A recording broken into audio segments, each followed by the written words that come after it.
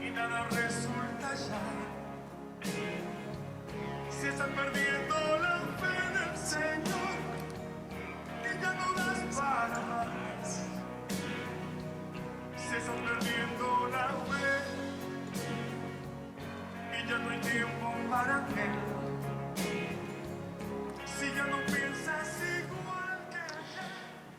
Un saludo a todos los que nos ven, muy buenas. Es un placer para nosotros poder estar nuevamente en su programa Fe y Conversión. Con gusto les saluda Ana María y Genaro Cobar. Esta noche también tenemos como invitada a la señora Doris González. Buenas noches, Doris. Hola, Doris. Muy buenas noches. Bienvenida. Qué gusto que esté con nosotros. Muchas gracias. Pero para que conozcamos un poquito a Doris. Doris, ¿de dónde es usted? Yo soy colombiana. Yo vengo de Medellín, nací en un municipio que se llama Itagüí. Itagüí, colombiana de Medellín. Ajá. Pertenezco a la formación Monte Carmelo. Ay, qué bendición. Mire, y qué bueno. Entonces, que viva Colombia. Para todos los colombianos, qué alegría, ¿verdad? Que viva. Y bienvenida entonces al programa. Es una bendición tenerla, una mujer de fe, una mujer de mucho trabajo, de servicio en las cosas de Dios. Qué bueno tenerla con nosotros para saber su experiencia de fe, porque es una experiencia de fe muy grande, hermanos. Los invitamos a que se queden porque va a ser una noche muy bendecida o un día muy bendecido, depende de la hora que usted nos vea, pero le va a servir este testimonio y esta palabra que hoy se va a dar. La bendición es para mí. Gracias.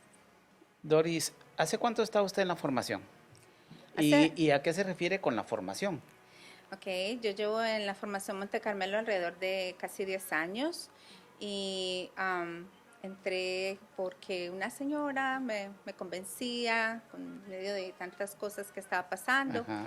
Y la formación es un grupo donde aprendemos a conocer más de Dios, a servirlo y amarlo. Y definitivamente es algo que ha cambiado mi vida y creo que la de muchas personas. Ok, muchas Suena gracias. interesante. Ya vamos a seguir hablando de interesante. eso más adelante para que nos cuente un poquito más y para que desarrollemos un poquito más el tema. Bueno, hoy quiero contarles que vamos a hablar sobre una historia bíblica, una historia de misericordia, de perdón, de amistad y por sobre todo de amor. Vamos a hablar de un personaje bíblico que no es muy conocido, no es tan conocido como los personajes que regularmente nosotros hemos visto y oído, pero que como todos los personajes bíblicos traen un mensaje grande a nuestras vidas y tienen algo que aportarnos. Hoy vamos a hablar sobre Mefiboset. Es un nombre difícil de pronunciar, yo lo sé, a mí me cuesta pronunciarlo. A mí me costó cuando lo empecé a estudiar. Mefiboset. Yo casi no podía. Vamos a hablar de este personaje que al inicio nació en cuna de oro, como decimos nosotros en nuestros países. Cuando nos referimos en cuna de oro, nosotros estamos hablando, al menos en Guatemala, estamos hablando de que es una persona que nació rodeada de muchos lujos. Así es. Y este personaje del que vamos a hablar, él nació en un palacio. Así. Nació en un palacio y tenía todas las comodidades. Pero como todas las cosas de la vida, de un momento a otro, a esta persona, a Mefiboset, le cambió la vida. Se le transformó la vida. Aquella vida de lujos que tenía, de cosas, de personas a su alrededor sirviéndole, de un momento a otro todo se acabó, se terminó, pero fue un corte brusco. Y vamos a leer en dónde aparece esa parte de ese corte brusco. ¿Por qué Mefiboset perdió todo lo que tenía? Vamos a leer en el libro segundo de Samuel, en el capítulo 4, versículo 4. Vamos a leer un texto pequeñito, pero eso nos va a dar a entender lo que queremos hablar. Dice: Jonatán, hijo de Saúl, tenía un hijo. Este era un niño de 5 años cuando llegó a Israel la noticia de la muerte de Saúl y Jonatán. Su niñera lo tomó consigo y huyó, pero lo hizo con tanta precipitación que el niño se cayó quedando renco. Su nombre era Mefiboset, palabra de Dios. Te Te alabamos, Señor. Ok, decíamos que este niño nació en cuna de oro, que estaba en un palacio. Él era hijo de Jonatán, nieto del rey Saúl. O sea, tenía todas las de Un ganar. linaje. Tenía un linaje, sí. Pero llegó, dice, a Israel la noticia de que habían matado a su abuelo, a Saúl, y habían matado a su papá. En ese momento dice el texto que la nodriza, la que lo cuidaba, lo tomó de los brazos y salió corriendo con el niño. Salió corriendo con ese niño porque, según en ese tiempo, cuando moría un rey o mataban a un rey, que tomaban un pueblo, que conquistaban un pueblo, los conquistadores iban y mataban a toda la descendencia del rey. Era con la intención de que no pudieran reclamar después el trono o la corona, para eliminar cualquier rastro de la persona. Entonces, este niño corría peligro de muerte y esta señora, esta mujer, la nodriza, lo tomó entre sus brazos y salió corriendo. La nani, ¿verdad? Una nani, sí, pero tan de malas las cosas que en la carrera se le cayó el niño. Yo no sé con qué precipitación, con qué agitación, con qué angustia salió esa mujer corriendo de ese lugar, Sí. que cuando salió agarró al niño, yo no sé cómo pudo, y en la carrera se le cayó el niño, lo botó, y como era un niño de 5 años, se quebraron sus huesitos, los huesitos de la pierna se le quedaron malos, y quedó él lisiado para toda su vida. Pero si eso no fuera suficiente, porque les digo, empieza bastante trágica la cosa.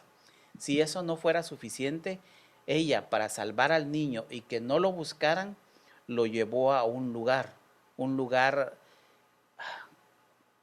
es un lugar donde la gente no puede vivir, pero sin embargo, ahí vive gente. Ese lugar se llama Lodebar. Lodebar es un lugar donde solamente habita la tristeza, la desesperanza, el dolor, la angustia, el miedo. Dice que en ese lugar existe una pobreza espiritual tan grande que dicen que ni la palabra de Dios llega ahí, que no se oye de Dios en ese lugar, porque el lugar es trágico. Es trágico el lugar, yo no sé, solo de imaginarlo a uno se le entristece el corazón. Imagínate ese pobre niño, ¿verdad? Acostumbrado a que lo atendieran y llegar a ese lugar sucio, lleno de miseria, lleno de gente que estaba ahí para sobrevivir, porque ni siquiera podían vivir, porque ahí ni siquiera era una tierra fértil, sino era una tierra árida, una tierra árida realmente. Dice que no se podía cosechar ni nada en ese tiempo, en ese lugar. Sí. Yo me imagino que era un lugar así como de rapiña, que alguien cae y todos se le tiran encima para poder quitarle lo poco que le queda. Era un lugar de desesperación.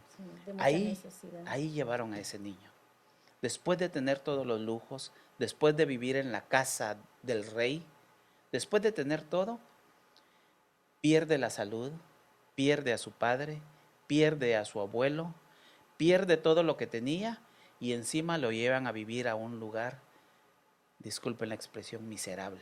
Sí, sí, es bien triste, es conmovedor, ¿verdad?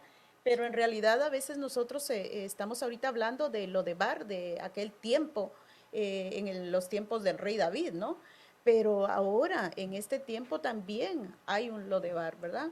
Si hay un Lodebar en nosotros, puede ser un estado de vida o un estado de ánimo, porque a veces hay un estado de vida en nosotros que nos lleva a vivir un Lodebar, un lugar desértico, un lugar en desgracia, un lugar de amargura, de soledad, de depresión, ¿verdad? Ese es un Lodebar. un lugar de donde no hay gente que nadie la quiere, pues, y entonces se refugia en varias cosas. Sí. Exactamente.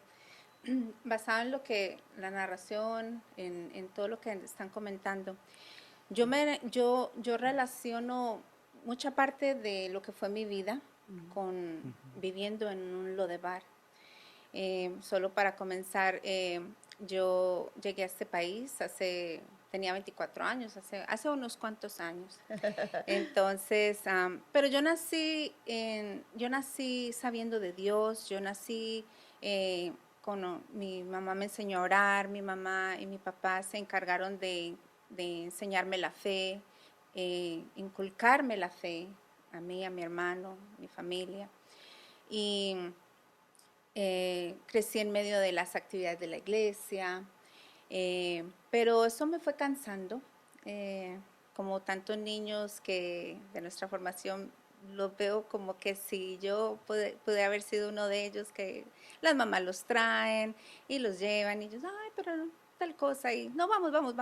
Así me veía, así me veo yo. Yo también me identifico porque Sí. a mí me llevaban igual, así como usted, de verdad, me llevaban a la fuerza y todavía Sí. ahí como diciendo, no, ¿verdad?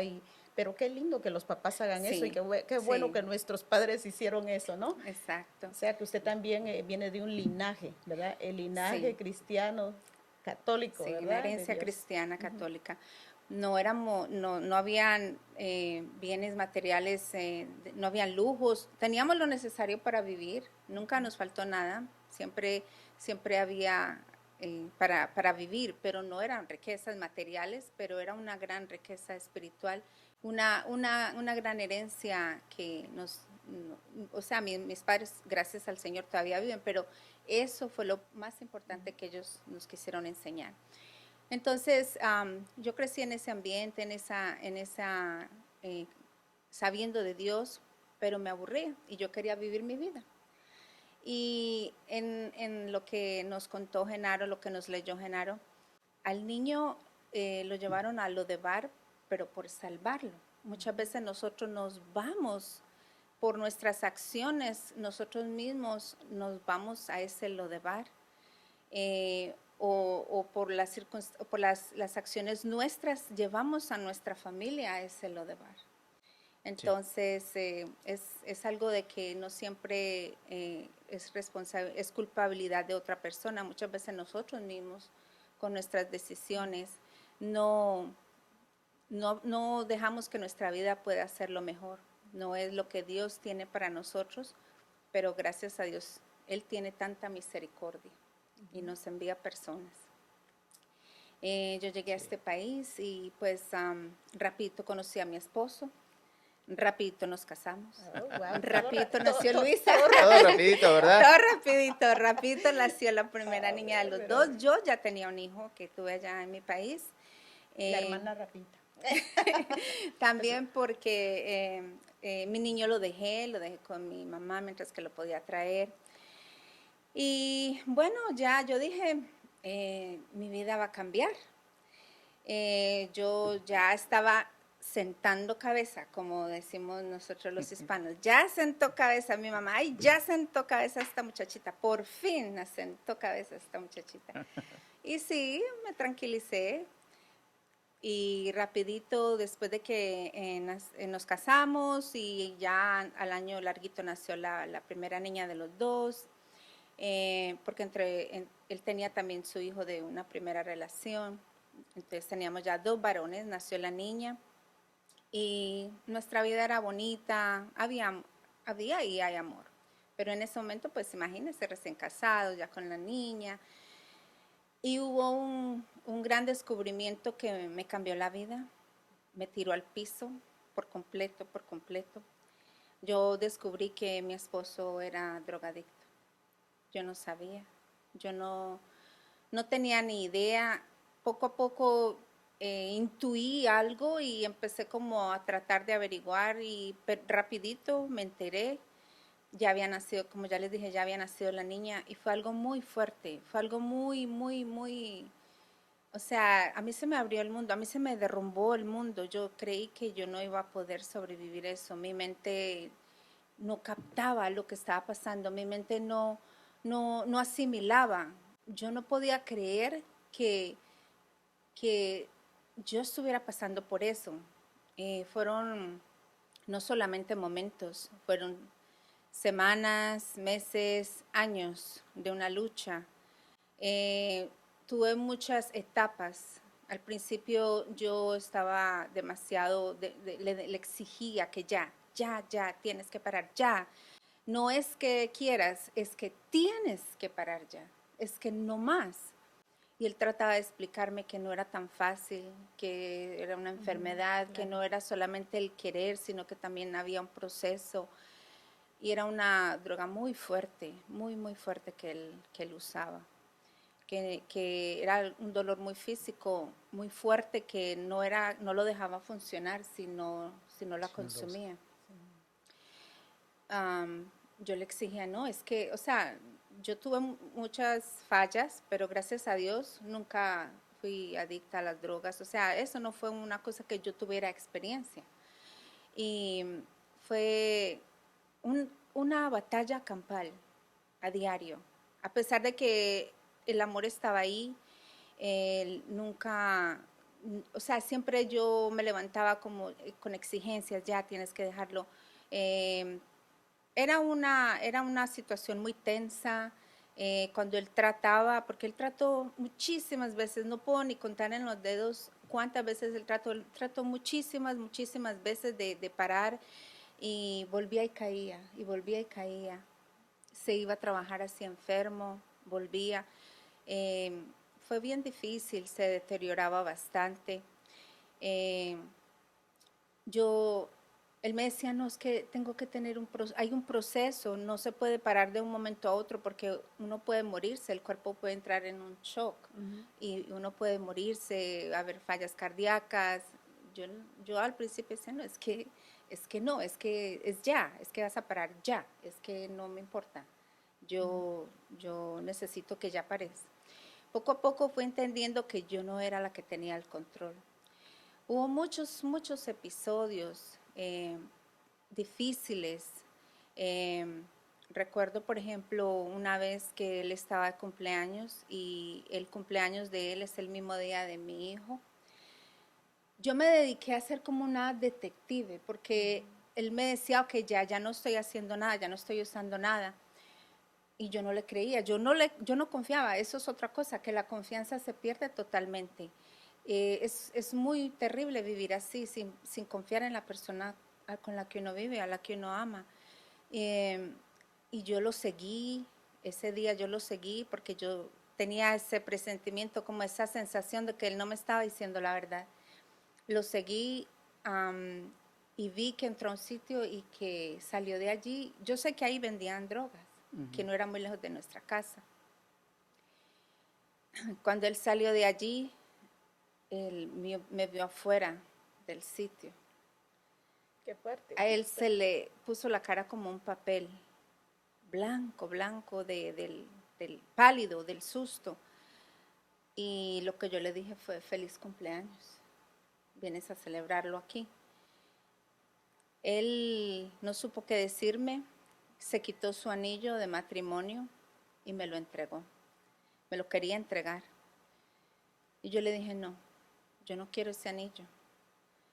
Llévatelo y véndelo para que consigas, para que te pongas más droga. Porque del dinero que me das para guardar, yo no te voy a dar más. Porque él me entregaba su dinero para que yo pagara los biles. Él creyó que el matrimonio ya se había acabado. Y, o sea, eso fue otra peleota, el día del cumpleaños de él, del niño. Tremendo. O sea, muchos episodios que yo creo que no me alcanza la noche entera sí, o sea, muy marcado, muchas heridas, mucha soledad, mucho enojo, mucha miseria espiritual, mucha miseria mental. Yo trabajaba en un hospital en ese entonces y yo no me atrevía a hablarle a nadie de mis problemas. Yo no me atrevía porque a mí me daba miedo que la ciudad me podía quitar mis niños pensando que estaban en peligro. Y nunca estuvieron en peligro porque él nunca fue violento, nunca, gracias al Señor, eso fue algo que nunca hubo, gracias a Dios no hubo violencia doméstica, golpes, ni nada de esas cosas. Si algo, yo era la más agresiva en la palabra. Yo le hablaba fuerte, lo hacía sentir muy mal, lo humillaba con mi manera de hablarle, le hacía sentir de que yo era más que él. Y ahora yo sé que no era así. Es decir, que usted estuvo viviendo en un Lodebar. Sí, yo estuve viviendo en un Lodebar y por mucho tiempo, y de verdad que hay mucha soledad, hay mucha soledad en un Lodebar. Y cuando uno está allí, es muy difícil sentir a Dios, pero yo sabía que Él estaba junto a mí porque yo sabía que mi mamá y las pocas personas que sabían de lo que yo estaba pasando, siempre estaban orando por mí, siempre. Y no soñaba, yo no tenía ilusiones ni aspiraciones. Yo no creía que eso se fuera a acabar. Yo no creía que algún día yo iba a poder estar aquí sentada hablando de eso y saber que ya se había terminado. Yo pensaba en que quería dejarlo, yo pensaba en que ya no quería, no sabía si, nunca hicimos ningún avance económico, como decir, comprar una casa en este país, comprar muchos bienes materiales bonitos o hacer muchos viajes, porque no me ilusionaba, porque yo decía, ¿para qué yo voy a comprar una casa si yo no voy a durar aquí? Yo empezaba una semana y yo decía, esta semana yo estoy aquí, pero yo no sé la otra. Y siempre fue con esa duda, con esa falta de interés, de soñar. La poca familia que se enteró en ese momento me apoyó muchísimo, y si no hubiera sido por esas pocas personas y por las pocas amistades que sabían y por la gente de la iglesia que oró mucho por mí, porque siempre había alguien que me ponía en oración. Yo siento que no lo hubiera logrado. El Señor, por medio de las oraciones, me ayudó muchísimo. Sí, qué bendición y eh, qué difícil situación, ¿verdad? Porque para él, pero para usted también, ¿verdad? Llenar el corazón de amargura, de tristeza. Sí, no es vida, no es vida. Vivir lleno de rabia, de tristeza, de, de desilusión. Es muy triste no poder decir, ay, yo voy a planear. Yo no quería hacer nada. Yo trabajaba y estaba ahí con mis hijos. Y ahora me pesa un poco mi conciencia, porque esos años, esos primeros años de ellos, eh, mi mente estaba tan llena de enojo y estaba predispuesta solamente a ver qué estaba haciendo mi esposo, cuánto había consumido, a qué hora llegó, a qué hora no llegó, cuánto gastó. No disfruté, no fui la madre que debería haber sido para mis hijos en ese entonces, porque mi mente estaba preocupada con tantas cosas que yo estaba tratando de manejar. Y él, yo pienso que una de las cosas que más me ayudó y que seguía con él era verle el impulso de recuperarse. Y finalmente lo logró. Él ya lleva alrededor de 12 a 13 años limpio del todo. Pero imagínense, ya llevamos 26 para 27 años de casados. Entonces fue mucho trayecto que él que estuvo consumiendo o tratando pues de rehabilitarse. Pero finalmente lo logró para la gloria de Dios. Y eso sucedió antes de yo entrar a la formación, pero las secuelas seguían ahí, las heridas abiertas seguían ahí, como la cicatriz que me recordaba, y cualquier cosita yo volvía y, ay, pero es que mira, que es que me acuerdo que vos me hiciste esto, que esto y esto vivimos, o sea, vivía echando en cara. Y eso cambió cuando yo entré a la formación. Em, ya ahí aprendí tantas cosas, aprendí a ser más compasiva, aprendí a ver que el Señor tiene un destino, una misión para cada uno de nosotros y que no quiere que vivamos en miseria. Y que si estamos en una familia, estamos como esposo, como esposa, Él siempre espera el rol de cada uno que sea lo mejor que cada uno puede dar, no es que sea por cumplir. Y todo eso yo lo aprendí de corazón a hacerlo y es un intento a diario porque hay fallas, porque los problemas hay veces que pues se presentan, las dificultades, las enfermedades, pero que ya uno mira las cosas desde otro punto Sí, de vista. agarrados de la mano de Dios, ¿verdad? De la mano de Dios. Es diferente, o sea, seguir adelante, caminar con Él. Y es muy, muy diferente, muy bonito poder tener una comunidad, una hermandad, un grupo de hermanos que oran, que le ayudan, que uno puede hablar. Es muy triste no poder hablar, es muy triste uno tenerse que guardar todo por miedo, por vergüenza, porque a mí me daba mucha vergüenza. A mí me daba mucha vergüenza pensar que mi esposo tenía esa adicción y que yo siempre me creí que era alguien especial, tenía que vivir con una persona así, que cuando uno no entiende, no sabe que es una enfermedad, uno quizá puede mirar a esas personas como más bajas. Mi niña, la última mi hija menor, nació todavía él estando en su tratamiento, pero ya estaba mucho, mucho más recuperado. Y me dolía muchísimo, muchísimo, que yo me tenía que ir a trabajar y él era el que la iba a dejar a la niñera, a la señora que la cuidaba. Pero antes de irla a dejar, él tenía que ir a coger su tratamiento y se la tenía que llevar. Eso para mí era bien duro, saber de que la niña, mi bebé, tenía que ir con su papá porque él no la podía llevar antes y ella estaba como, yo sentía como que si se contaminara, como que si estuviera expuesta a algo, nada más entrando a un sitio donde iban tantas personas adictas, que ahora yo digo, Señor, me faltó compasión, pero es un poco difícil sentir la compasión cuando uno está viviendo las consecuencias de una adicción. Así es. Pero también yo creo que su niña, la última, ¿verdad? Todos los hijos, pero la última también, ya él en el tratamiento, yo creo que ella lo motivaba mucho, ¿verdad? Sus hijos fueron la motivación y usted de estar ahí siempre a su lado y pidiéndole a Dios por él, ¿verdad? Y estando ahí, yo creo que eso es una bendición de Dios.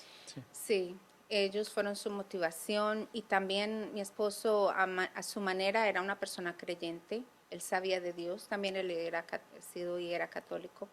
Y a medida que él veía pues que las personas oraban, que mi mamá oraba, que yo ya entré al grupo, o sea, él ya quiso acercarse más a Dios y él quería ser un digno hijo de Dios. Él sabe que él siempre ha sido hijo de Dios, pero él no quería seguir ofendiéndolo, porque obviamente pues al lastimarse él estaba lastimando su templo.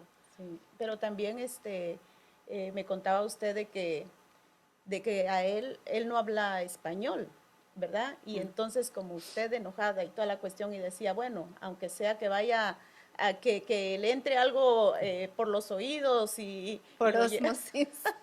y lo llevaba a la misa de español. Mucho tiempo. Por eso. Vamos para misa, vámonos para la misa. Ok. Pero era la misa de español y el pobre no entendía nada. pero ya... el Espíritu Santo, sí, ¿verdad? amén, Ahí amén. está, y está trabajando, aunque no entiendan, aunque vayan difícil sean para llevarlos a la iglesia, pero el Espíritu Santo va trabajando. Sí, y ya después ya él mismo fue el que me pidió que por favor, que ya no lo llevara más a la misa de español y ya seguimos yendo a la de inglés y fue una bendición muy grande porque es una comunidad también muy bonita Y, o sea, somos una sola comunidad, somos una sola parroquia y él se sentía muy bien. Él dice, yo soy un soldado de Dios, a su manera, pero lo es. No, yo sí lo creo. O sea que después del cambio difícil de su vida que usted contaba al principio, que todo se le transformó, al final empezó a ver como un poco de luz, un poco de calma. Sí. Yo no cambio la paz que tengo ahora. Y no es que no tengamos dificultades, como todas las familias, pues obviamente siempre hay algunas cosas que surgen, pero yo, la zozobra, la intranquilidad, la tristeza, el enojo, la falta de esperanza que yo vivía, yo no la cambio, o sea, yo no cambiaría ni tener las mejores riquezas materiales para volver a vivir un día de lo que yo vivía. En Y lo de yo, bar. en lo de bar. Y ahora yo digo, gracias Señor, porque Él me ha dado la paz, me ha dado la oportunidad de poder ver lo bendecida que he sido, de poder haber regresado a la casa del Rey, a la casa del Padre, y servirle, conocerle más, seguir transformando mi vida, que me falta mucho, pero que trato día a día un poco más. Ha sido una cosa que yo no quisiera, nunca quisiera volverlo a ofender, y aunque yo lo ofendo, o sea, con el diario vivir, a veces es difícil, pero yo quiero ser consciente, y ya soy más consciente con todo lo que he aprendido más en la formación, de que a Dios hay que procurar por no ofenderle, de agradecerle tantas cosas que uno cuando está en medio de ese lodebar no ve la bendición, pero que ya cuando ya uno aprende a conocerlo un poco más, ve lo bueno que es Él. O sea que su historia es bastante parecida a la de Mefiboset, porque hizo cambios difíciles en su vida, llegó a un lugar ah, muy complicado de su vida y después empezó a ver cambios sustanciosos en su vida. Este personaje es bastante parecido. O usted es parecida a él o él a usted, no sé. Varios somos parecidos a él. Sí, y no solamente usted, es cierto, es cierto. Varios. Todos hemos vivido en un Lodebar y todos los cristianos nos parecemos de alguna manera a Mefiboset. Así es. Pero ahí no queda la historia, ¿verdad? En que él se quedó ahí en Lodebar y que él sufrió ahí en Lodebar, Mefiboset. No se quedó ahí, no se quedó con esa amargura, ¿verdad? Sino que vamos a leer en segunda de Samuel, capítulo 9, versículos del 1 al 13. Yo sé que algunos tal vez ahora van a leer conmigo, pero quisiera decirles este pasaje. Vamos a leerles. Dice, es como la continuidad de lo que tú estabas diciendo, ¿verdad?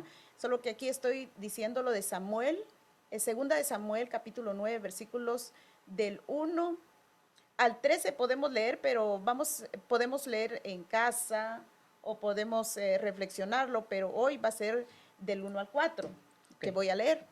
Dice, David preguntó, ¿queda todavía alguien de la familia de Saúl? Quiero favorecerle por amor a Jonatán.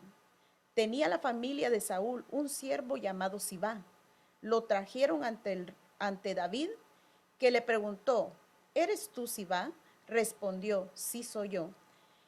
Dijo el rey, ¿queda alguien todavía de la familia de Saúl para que yo tenga con él una misericordia sin medida? Sibá contestó al rey, vive todavía un hijo de Jonatán, tullido de pies. El rey le preguntó, ¿dónde está?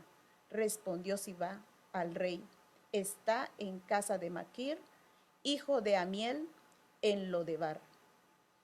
Palabra de Dios. Te alabamos, Señor. Ahí está el relato, ¿verdad? De que el rey, lo que Genaro decía anteriormente, que el rey no podía dormir una noche y se pone a pensar en su amigo Jonatán, como Genaro lo dijo anteriormente. Y entonces ahí en la palabra ahora que les acabo de leer dice que manda David a buscar, ¿verdad? ¿A buscar a quién? A Mefiboset, con su criado, con Sibá, manda a ese lugar. Yo me imagino, yo no sé ustedes, pero yo me imagino que llega a ese lugar, a Lodebar, llega Sibá buscando, ¿verdad? Miren, no han visto a Mefiboset, no lo han visto por acá, siempre se mantiene por acá pidiendo limosna o anda por ahí arrastrándose, no lo vieron, es aquel tullido, porque así lo conocían, ¿verdad? Y hasta le hacían bullying, me imagino. Es aquel, ¿dónde está? Es que el rey lo manda a llamar. Imagínense, Mefiboset al pensar, bueno, pero si me está buscando el rey, yo creo que se fue a esconder, porque diría, no hombre, ahorita sí ya me están buscando porque ya dieron conmigo y me van a matar. Y entonces Mefiboset lo que quería era desaparecer y esconderse, pero lo encuentran y lo llevan al palacio. Y cuando lo llevan al palacio, el rey se acerca a él, ¿verdad? Y se acerca a él y el rey le quiere devolver a Mefiboset. Eso lo dicen los siguientes versículos, ¿verdad? Del capítulo 9. Quiere devolverle restituirle a él todo lo que era de su hijo, de su papá, Jonatán. O sea, era su herencia. Y le dice, de hoy en adelante comerás conmigo, ¿verdad? Comerás, cenarás, ¿verdad? Yo no sé si a ustedes eso les parece un poquito familiar, ¿verdad? Cenarás conmigo. Nosotros, después de haber pasado por un Lodebar, nosotros nos sentamos a la mesa del Padre. Nosotros nos sentamos a la mesa de Dios y Él nos sirve a nosotros. Su cuerpo y su sangre nos alimenta. Él se hace uno con nosotros. Después de haber pasado por tanto, Él viene y nos abraza. Él no deja que hablemos. Él no deja que nosotros le digamos, Padre, he pecado contra el cielo y contra ti. O como este hombre le dijo, pero si yo soy un perro, pues, ¿verdad? Él se describe como un perro y dice, ¿cómo tú te fijas en mí? Yo siendo un perro. Y muchas veces así le empezamos a decir al Señor, después de haber estado en Lodebar y que el Señor nos manda a llamar con sus hijos, ¿verdad? Que nos invitan a un retiro, que nos invitan a la iglesia, que nos invitan a algún grupo. Y muchas veces nosotros no resistimos, nos escondemos porque queremos todavía vivir en esos lugares de desgracia, en esos lugares que no nos dan nada, que no nos proporcionan ningún fruto. Esa tierra era una tierra árida, ¿verdad? Y entonces el Señor nos dice, ven, yo me imagino a Mefiboset cuando llega al palacio, ve esos grandes jardines de ese lugar, ve tal vez algunos árboles frutales y dice, él tal vez se queda sorprendido, de 5 añitos él estaba en ese lugar donde no conocía nada más que miseria, de dolor. ¿Cuántos de nosotros hemos sentido todas esas situaciones en nuestra propia carne? ¿Cuántas personas? Por ejemplo, Mefiboset representa a muchas personas, ¿verdad? Que han perdido un ser querido, que han tenido dolor en carne propia, de una violación, de una situación difícil, de drogas, ¿verdad? De la pérdida de un hijo. Y lo que se queda en uno es amargura, es dolor, es tristeza. Y ahí en ese corazón ya no hay ni siquiera, no se pueden ver frutos. Y cabe aquí decir, ya no se pueden ver esos frutos del Espíritu Santo que son alegría, felicidad, paz. O sea, todos esos frutos no se pueden ver, pero el rey manda a llamar a Mefiboset. Y Jesús nos manda a llamar a cada uno de nosotros por medio hasta de este canal. Nos manda a llamar. El rey te manda a llamar a ti, que te sientes solo, que te sientes desanimado, que sientes que no hay propósito en tu vida, que sientes que todo se ha terminado. El rey te manda a llamar y te dice que comerás con él a su mesa. Nos dice a cada uno de nosotros que comeremos con él, como lo ha dicho con usted y conmigo, y nos sentamos a la mesa a comer con él. Hoy el rey nos ha mandado a llamar. Hoy el Rey te manda a llamar y te hace venir para que te sientes a la mesa y que comas con Él. Así que hoy, hermanos, démosle al Señor las gracias por su infinita misericordia, por su infinita bondad.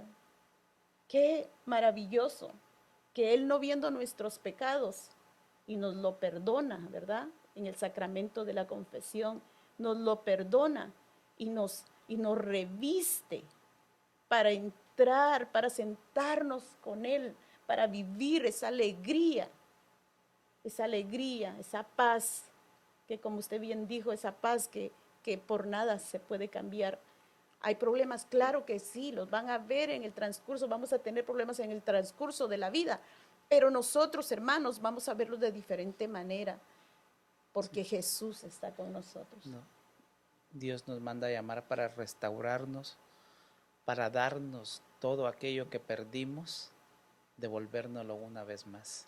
Amén. Así que yo los invito a ustedes y a mí y a todos los hermanos, ¿verdad? Los invito a todos a que hoy le digamos al Señor, especialmente si hay alguna persona que nos escucha, que escucha el mensaje en este momento y que tal vez está ahí a solas en su cuarto, que tal vez solamente tiene un solo espacio para vivir y que no tiene más.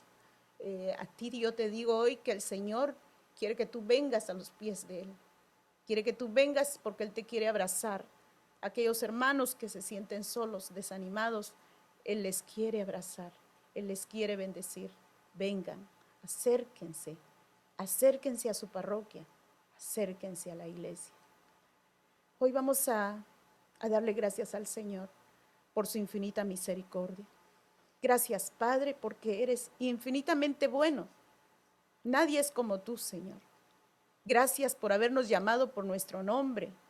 Gracias por llamar a cada uno de los que están viendo en este momento.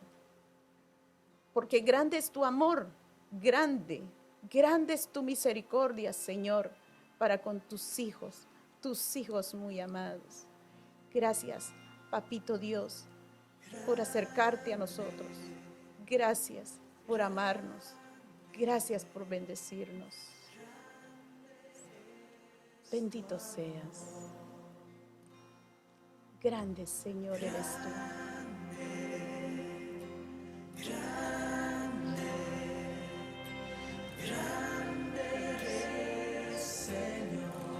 Bendito seas, Jesús. Por amarme así, te debo mi vida y mucho más.